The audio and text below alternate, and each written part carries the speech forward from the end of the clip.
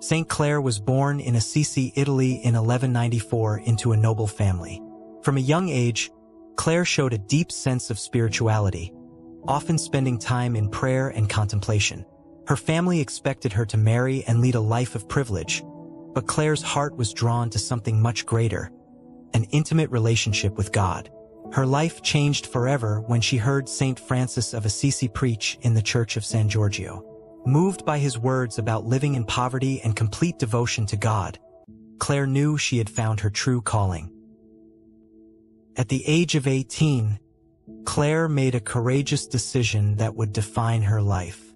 On Palm Sunday in 1212, she secretly left her family's home and went to meet St. Francis at the Porziuncula Chapel. There, she exchanged her rich garments for a simple robe and committed herself to a life of poverty, prayer, and service.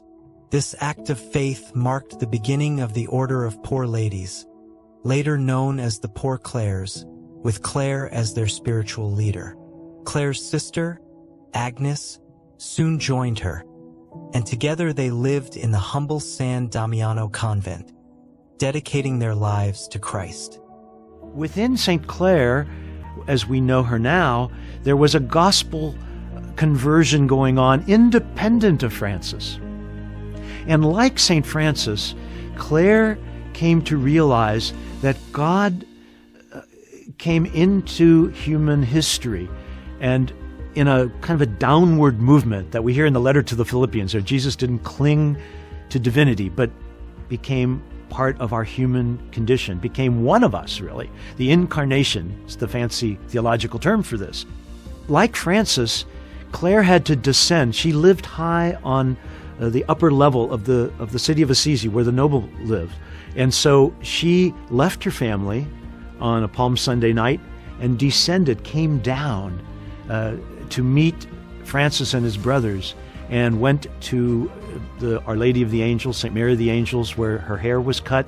She was given the veil of a nun, and she went to live with Benedictine sisters first. But this downward movement is the parallel to Francis, who also saw God in the incarnational presence in Jesus Christ. I think who met Francis at his lowest point.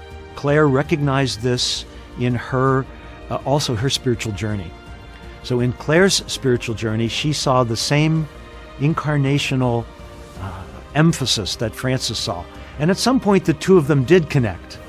But they connected, I think, as people who had a common spiritual vision, not as a starstruck teenager who fell in love with this dashing character, but rather a woman of faith who recognized the movement of God. St. Clare's life in the convent was one of profound simplicity, prayer, and penance. Despite the strictness of her way of life, Clare radiated a joy and peace that inspired many women to join her. Her unwavering commitment to the rule of absolute poverty, relying entirely on God's providence, became the hallmark of her order. Clare's love for the Eucharist was also central to her spiritual life. She spent hours in adoration, finding strength and solace in the presence of Christ. Her devotion to the Blessed Sacrament was so deep that during an attack on Assisi by invaders, Clare, weak and bedridden, held up the Eucharist at the convent gates. Miraculously, the attackers retreated, leaving the city and its inhabitants unharmed. Clare led the Poor Clares for over 40 years, guiding them with wisdom, love, and humility.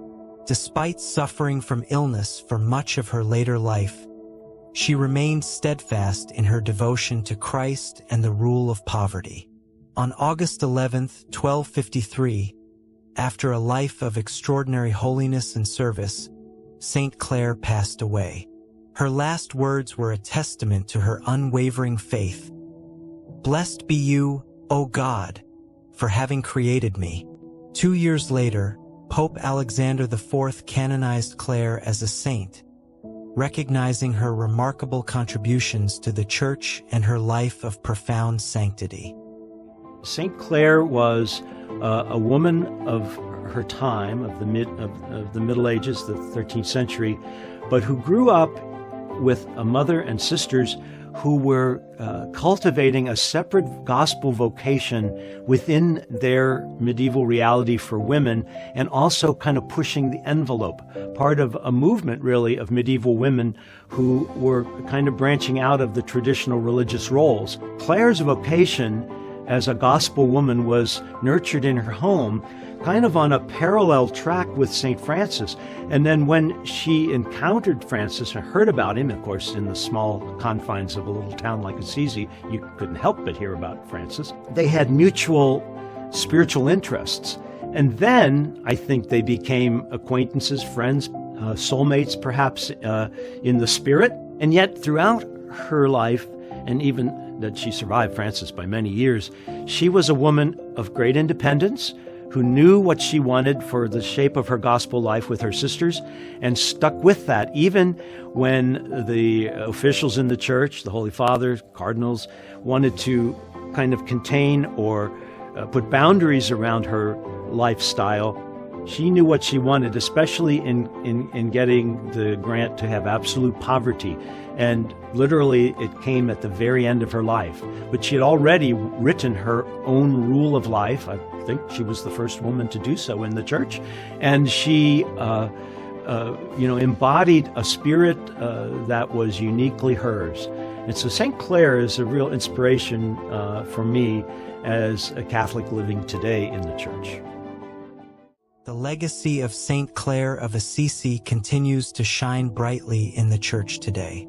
The Order of Poor Clares has spread worldwide, with thousands of sisters living out her vision of simplicity, prayer, and trust in God. Pilgrims from around the globe visit the Basilica of St. Clare in Assisi, where her relics are enshrined, to seek her intercession and be inspired by her example.